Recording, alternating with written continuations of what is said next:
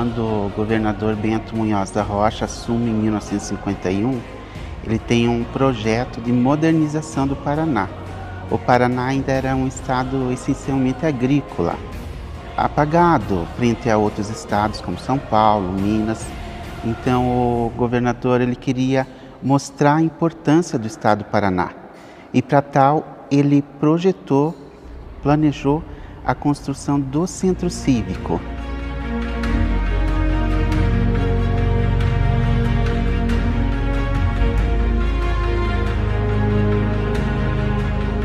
O centro cívico nasce num momento onde a economia paranaense estava em grande desenvolvimento. O café estava propiciando esse processo, né, que era um processo econômico, mas também um processo econômico e social.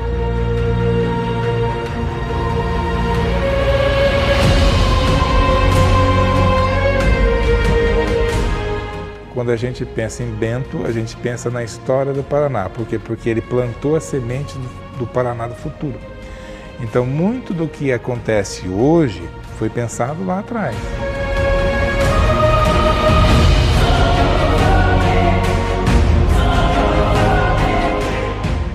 Quando ele escolheu o lugar,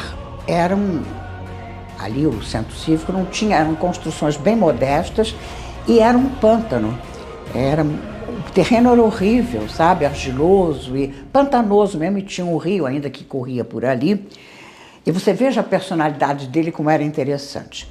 Quando ele resolveu que o centro cívico ia ser ali, ele chamou a família inteira na casa dele. Os irmãos da dona Flora, os irmãos dele, os parentes, enfim. Ele disse, olha, eu resolvi que vou construir o centro cívico nesse local. E eu não quero ter o desprazer de saber que um de vocês comprou qualquer pedacinho de terreno lá. Ninguém comprou.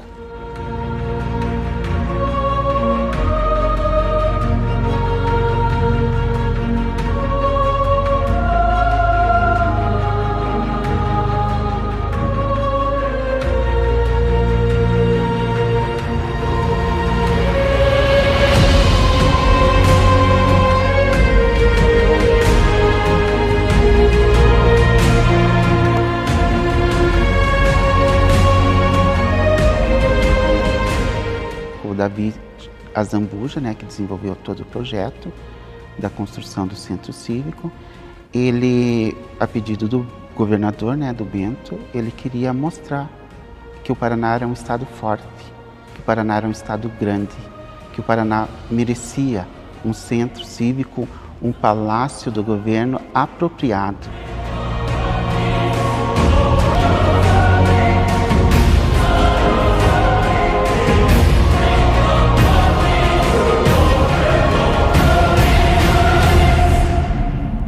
Tudo isso aqui representa a inspiração de um Estado que deveria estar economicamente, politicamente e socialmente, né, avançado perante o resto dos outros estados, né, perante o Brasil como um todo.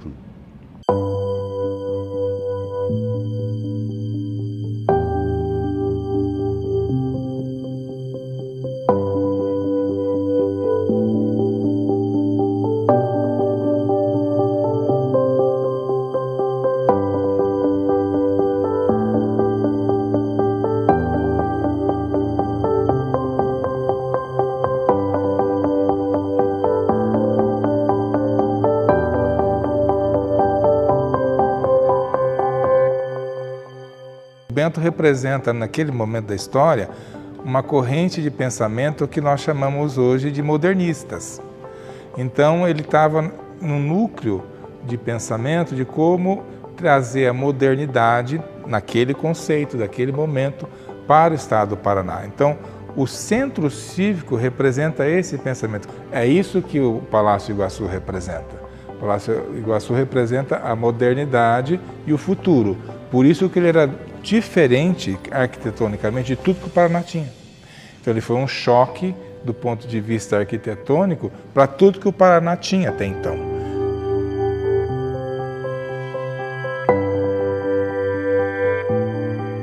E eu me lembro muito bem porque eu tinha nessa ocasião, por exemplo, inauguração do palácio, eu tinha 17 anos e eu estava lá. Eu fui ao banquete. Ó, essa aqui sou eu, viu, de costas para vocês.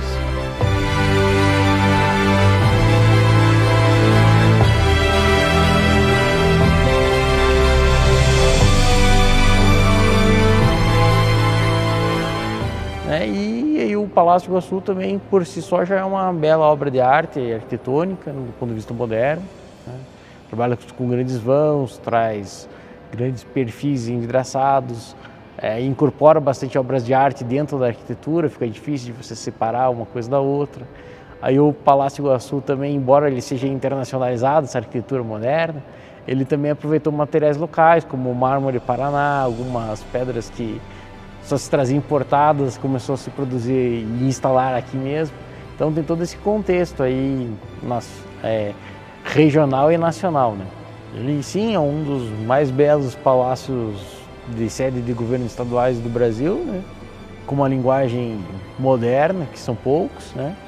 E traz não só uma questão também só espacial, como de representatividade, né? Tentando buscar uma independência cultural e uma certa identidade paranaense. Se era um projeto audacioso na época, né? Ele continua sendo. Ele continua sendo um projeto audacioso, porque ele tem uma aura, né? de um edifício que chama a atenção. E chama tanto a atenção que ele é um dos imóveis tombados pelo patrimônio histórico do Estado, né? Se é tombado é porque é considerado um bem cultural de todos os paranaenses e necessariamente precisa ser preservado e principalmente conservado.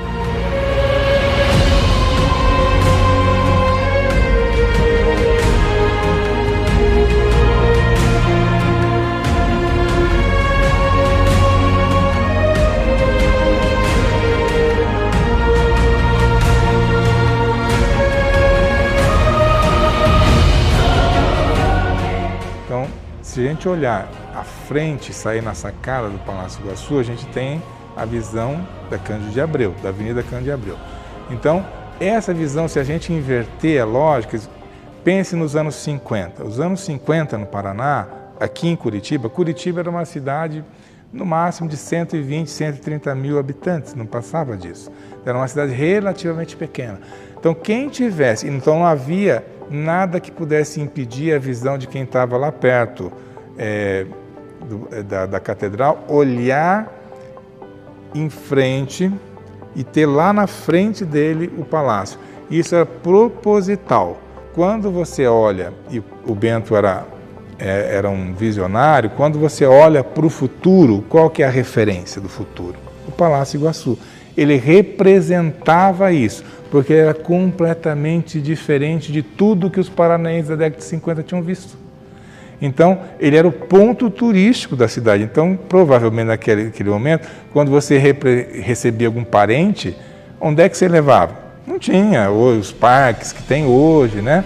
Que nós levávamos conhecer o palácio. O palácio era assim, a menina dos olhos de todo curitibano daquela época. Essa referência de futuro, que ainda é até o dia de hoje, a arquitetura moderna, né? Uma arquitetura linda, que faz assim, os olhos realmente ficarem maravilhados, né? Da beleza, sem contar a beleza interna, né? Que é um capítulo à parte.